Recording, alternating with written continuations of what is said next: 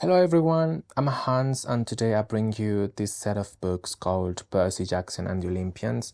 The protagonist of this story is Percy Jackson, a boy who owes his name to Perseus and which has many characteristics with the hero except for his father, the very development of his journey being an reinvention of the well-known myth.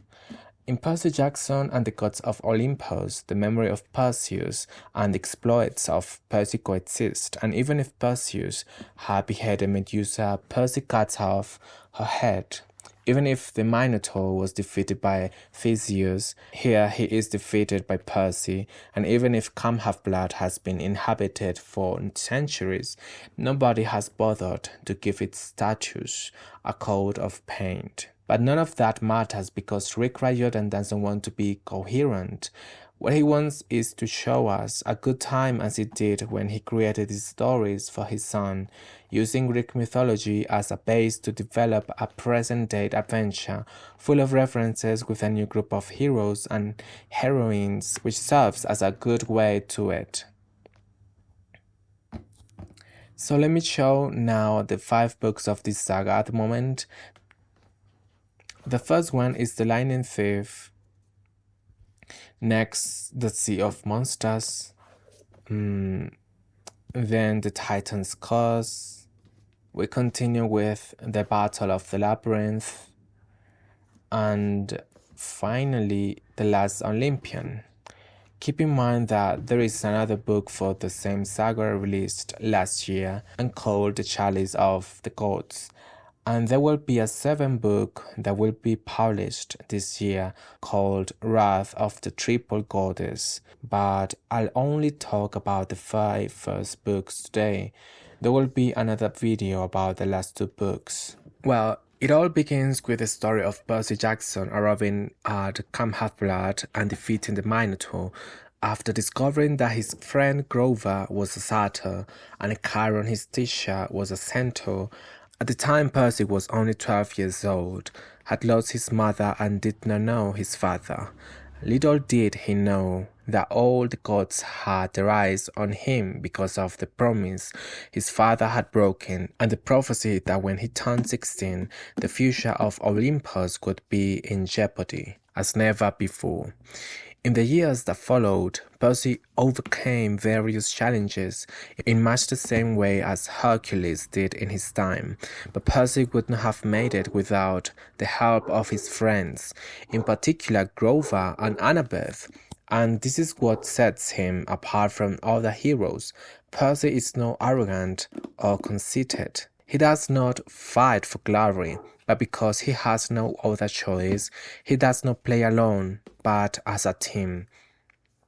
As the books were published, we realized that there were many surprises and unexpected twists and turns in store. Riordan had it all figured out from the beginning, and we sensed that he might have had an ace up his sleeve. In the 3rd book, The Titan's Curse, many new characters appeared and we began to guess where things might be heading.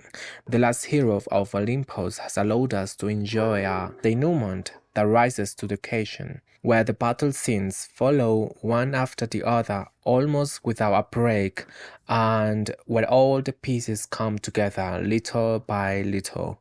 The Percy Jackson saga has 2 basic ingredients and a secret spice. The ingredients are an adventure and fantasy plot that gives rise to self-conclusive novels and at the same time to a pentalogy with a great unity, and a protagonist who has managed to find a place in our hearts thanks to his charisma as a narrator and his humility as a hero. The not-so-secret spice is the presence of Greek mythology, a detail that sets it apart from other fantasy sagas and has managed to make Percy compulsory reading it in some high schools, multiplying its number of fans. A common mistake in sagas with a chosen protagonist on whom the weight of the action falls is to forget his personality. The chosen one is the character to whom everything happens, and who tries to react in the best possible way, but there is usually something missing, and the reader ends up diverting his or her attention to the secondary characters who often have more depth. But Percy Jackson has a lot of personality. He's a nervous, attention deficit disordered, brave, impulsive boy with a great sense of humor. If he could have made it through high school without the monster stalking him, he would have been the class clown. Behind such a plot and character, there is clearly a very skilled author. Riordan has created a near-perfect product, a saga full of emotion, but very light-hearted, and one that you feel like reading at any time. Okay guys, that would be all for this video. I hope you enjoyed this read as much as I and many others have. See you again soon. Bye bye.